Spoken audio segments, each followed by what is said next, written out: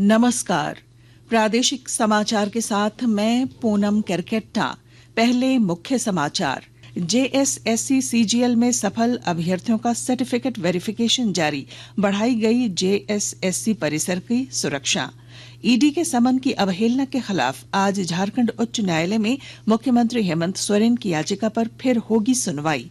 देश आज मना रहा है विजय दिवस। राष्ट्रपति द्रौपदी मुर्मू, उपराष्ट्रपति जगदीप धनखड़, प्रधानमंत्री नरेंद्र मोदी समेत तमाम नेताओं ने दी सैनिकों को श्रद्धांजलि।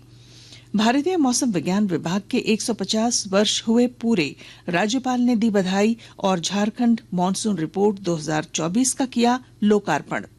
और रांची में आयोजित 3 दिवसीय झारखंड तलवारबाजी प्रतियोगिता में 19 गोल्ड जीतकर रांची टीम बनी चैंपियन। और अब समाचार विस्तार से। जेएसएससी सीजीएल में सफल अभ्यर्थियों का सर्टिफिकेट वेरिफिकेशन राजधानी के नामकुम स्थित जेएसएससी कार्यालय में जारी है। 2 पाली में हो रहे इस वेरिफिकेशन में आज 450 उम्मीदवारों के प्रमाण पत्रों की जांच की जाएगी। गौरतलब है कि सीजीएल परीक्षा के परिणाम रद्द करने को लेकर आज छात्रों ने जेएसएससी कार्यालय के सामने आंदोलन करने का ऐलान किया है। इसके मद्देनजर इस क्षेत्र में भारतीय नागरिक सुरक्षा संहिता की धारा 163 लागू कर दी गई है, जिसके तहत किसी भी प्रकार का विरोध प्रदर्शन, धरना करना गैर कानूनी होगा। इसे लेकर जेएसएससी कार्यालय के आसपास के इलाके में सुरक्षा के कड़े इंतजाम किए गए हैं। रांची के ग्रामीण एसपी सुमित अग्रवाल ने छात्रों से अपील की है कि वे किसी भी प्रकार के आक्रामक प्रदर्शन में भाग लेने से बचें। वेरिफिकेशन चल रहा है। Per day around 400 plus student का वेरिफिकेशन होना है और वो शांतिपूर्वक चल रहा है। बाकी जो आंदोलन को लेकर है, हम लोग हर मीडियम के थ्रू छात्र को अनुरोध कर रहे हैं कि जो भी अगर आपको कहीं कहीं समस्या है तो आप विभिन्न चैनल्स के थ्रू अपने बातों को रख सकते हैं। और जहाँ तक विरोध और शांति भंग की बात है तो उसमें अगर शांति भंग की जाती है, कानून को कुछ तोड़ा जाता है तो ऑब्वियसली पुलिस अपना कानूनी प्रक्रिया करेगी और कार्रवाई करेगी। मुख्यमंत्री हेमंत सोरेन के लैंड स्कैम से जुड़े ईडी के समन की अवहेलना के खिलाफ आज झारखंड उच्च न्यायालय में फिर से सुनवाई होगी। 4 दिसंबर को मामले की सुनवाई करते हुए जस्टिस अनिल कुमार चौधरी की बेंच ने एमपी एमएलए स्पेशल कोर्ट में व्यक्तिगत तौर पर उपस्थित होने से छूट दी थी। इस पर ईडी को नोटिस जारी करते हुए जवाब दाखिल करने का निर्देश दिया था। देश आज विजय दिवस मना रहा है। विजय दिवस हर साल 16 दिसंबर को 1971 के युद्ध में पाकिस्तान पर भारत की जीत की याद में मनाया जाता है। इस युद्ध के परिणाम स्वरूप बांग्लादेश को भी आजादी मिली। राष्ट्रपति द्रौपदी मुर्मू, उपराष्ट्रपति जगदीप धनखड़, प्रधानमंत्री नरेंद्र मोदी समेत तमाम नेताओं ने विजय दिवस के अवसर पर सैनिकों को श्रद्धांजलि अर्पित की है। यह दिन भारतीय इतिहास में एक महत्वपूर्ण दिन है और देश सशस्त्र बलों की बहादुरी और बलिदान को श्रद्धांजलि देता है। केंद्रीय गृह मंत्री अमित शाह ने अपने छत्तीसगढ़ दौरे पर बस्तर संभाग के मुख्यालय जगदलपुर में आत्मसमर्पण करने वाले माओवादियों और उनके परिवारों से बातचीत की। इस अवसर पर उन्होंने कहा कि सरकार आत्मसमर्पण करने वाले माओवादियों के साथ साथ नक्सली हिंसा से प्रभावित लोगों के कल्याण के लिए एक व्यापक योजना बना रही है। भारत सरकार सरेंडर युवाओं का जीवन के कल्याण के लिए और जो नक्सलवाद या हिंसा से पीड़ित लोग थे उनके कल्याण की समग्रता से योजना भी बना रही। 15,000 मकान भारत सरकार अपने खर्चे से नक्सल प्रभावित क्षेत्र में बना रहा है। गिरिडीह जिले के निमिया घाट थाना क्षेत्र में पुलिस ने लाखों रुपए मूल्य की अवैध कोयला लदी 6 गाड़ियों को जब्त किया है। गिरिडीह एसपी डॉक्टर विमल कुमार ने बताया कि गुप्त सूचना पर छापा मारकर 3 ट्रक और 3 पिकअप गाड़ी जब्त की गई है। इस दौरान एक कोयला तस्कर को भी गिरफ्तार किया गया है। आकाशवाणी के ताजा तरीन समाचारों के लिए आप हमारी वेबसाइट newsonair.gov.in पर लॉग ऑन कर सकते हैं। ताजा समाचार X handle @AIR news alerts और Facebook page All India Radio news पर भी उपलब्ध है।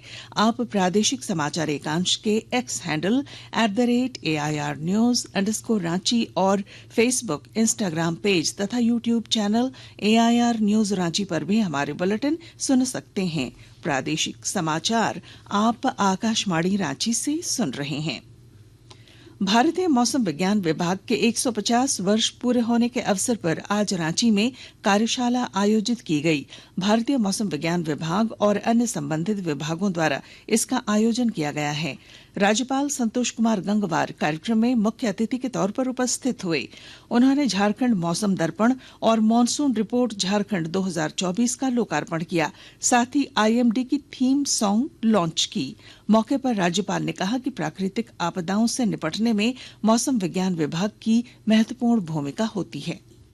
पिछले दशक की तुलना में आईएमडी की पूर्वानुमान सटीकता में महत्वपूर्ण सुधार हुआ है। लगातार उन्नत तकनीक के उचित उपयोग से मौसम का अनुमान अभी लगभग सही साबित हो रहा है। ये सुधार आपदा प्रबंधकों को जीवन और संपत्ति के नुकसान को कम करने के में सक्षम बनाया जा रहा है। मौसम विज्ञान केंद्र रांची के वैज्ञानिक अधिकारी और कर्मी 24 घंटे पूर्वानुमान के प्रसार में लगे हुए हैं। सुनिश्चित किया जाता है कि मौसम से संबंधित महत्वपूर्ण जानकारी और चेतावनियां प्रभावी रूप से संबंधित हितधारकों तक पहुंच सके। मैं यहां ये उल्लेख करना चाहूंगा कि आदरणीय प्रधानमंत्री माननीय श्री नरेंद्र मोदी जी के नेतृत्व में जलवायु परिवर्तन और आपदा प्रबंधन के क्षेत्र में देश ने उल्लेखनीय प्रगति की है। गढ़वा जिले में ठंड के कारण आम जनजीवन प्रभावित हो रहा है। गढ़वा का न्यूनतम तापमान 4.5 डिग्री सेल्सियस पर पहुंच गया है। विस्तृत ब्यौरा दे रहे हैं हमारे संवाददाता। गढ़वा जिले का तापमान पिछले 2 दिनों से काफी गिरा हुआ है। शनिवार से ही तापमान गिरकर 4.5 डिग्री सेल्सियस पर आ गया है। इससे ठंड काफी बढ़ गई है। दिन में शीतलहरी चलने से धूप उगने के बावजूद ठंड से ज्यादा राहत नहीं मिल पा रही है। इसका लोगों की दिनचर्या पर पूरा असर पड़ा है। दिन में देर तक जहां लोगों को घर से निकलने में परेशानी हो रही है, वहीं सूर्यास्त होते ही लोगों को घर में दुबकना पड़ रहा है। इस समय अस्पताल में ठंड से प्रभावित मरीजों की संख्या काफी बढ़ गई है। जिले में दिसंबर और जनवरी महीने में तापमान गिरकर 3 डिग्री तक जाने का रिकॉर्ड रहा है। विनोद कुमार पाठक, आकाशवाणी समाचार, गढ़वा। मशहूर तबला वादक जाकिर हुसैन का निधन हो गया है। 73 वर्षीय हुसैन को हृदय संबंधी समस्याओं के बाद सैन फ्रांसिस्को के एक अस्पताल में भर्ती कराया गया था, जहां उन्होंने अंतिम सांस ली। उनके निधन पर पूरा देश उन्हें श्रद्धांजलि दे रहा है। गौरतलब है कि 6 दशक के करियर में श्री हुसैन ने 5 ग्रैमी पुरस्कार जीते। साथ ही उन्हें 1988 में पद्मश्री, 2002 में पद्म भूषण और 2023 में पद्म विभूषण पुरस्कारों से नवाजा गया था।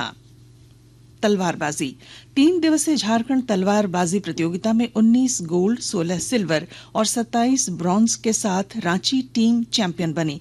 रांची की टीम ने कुल 62 मेडल जीते। इस प्रतियोगिता में रामगढ़ को दूसरा और हजारीबाग को तीसरा स्थान हासिल हुआ। राजधानी रांची के आइडियल इंटरनेशनल स्कूल में आयोजित इस प्रतियोगिता में 16 जिलों के करीब 250 प्रतिभागियों ने हिस्सा लिया।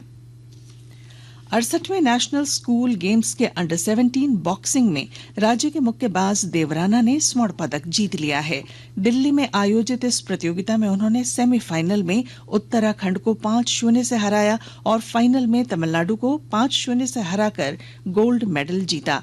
पलामू जिले के रतनाग पांडु स्थित उत्कृष्ट +2 उच्च विद्यालय की 11वीं कक्षा के छात्र देवराना की इस शानदार जीत पर मुख्यमंत्री हेमंत सोरेन, स्कूली शिक्षा एवं साक्षरता विभाग के मंत्री रामदास सोरेन, राज्य टीम के कोच अनुपम तिवारी सहित अन्य अधिकारियों ने बधाई और शुभकामनाएं दी हैं। और अब बुलेटिन के आखिर में मुख्य समाचार एक बार फिर। जेएसएससी सीजीएल में सफल अभ्यर्थियों का सर्टिफिकेट वेरिफिकेशन जारी, बढ़ाई गई जेएसएससी परिसर की सुरक्षा। ईडी के समन की अवहेलना के खिलाफ आज झारखंड उच्च न्यायालय में मुख्यमंत्री हेमंत सोरेन की याचिका पर फिर होगी सुनवाई। देश आज मना रहा है विजय दिवस। राष्ट्रपति द्रौपदी मुर्मू, उपराष्ट्रपति जगदीप धनखड़, प्रधानमंत्री नरेंद्र मोदी समेत तमाम नेताओं ने दी सैनिकों को श्रद्धांजलि। भारतीय मौसम विज्ञान विभाग के 150 वर्ष हुए पूरे, राज्यपाल ने दी बधाई और झारखंड मॉनसून रिपोर्ट 2024 का किया लोकार्पण। और रांची में आयोजित 3 दिवसीय झारखंड तलवारबाजी प्रतियोगिता में 19 गोल्ड जीतकर रांची टीम बनी चैंपियन। और इसके साथ ही आकाशवाणी रांची से प्रादेशिक समाचार का ये बुलेटिन समाप्त हुआ। आपसे अगली मुलाकात होगी दोपहर 2:55 पर प्रादेशिक समाचार बुलेटिन के साथ। नमस्कार।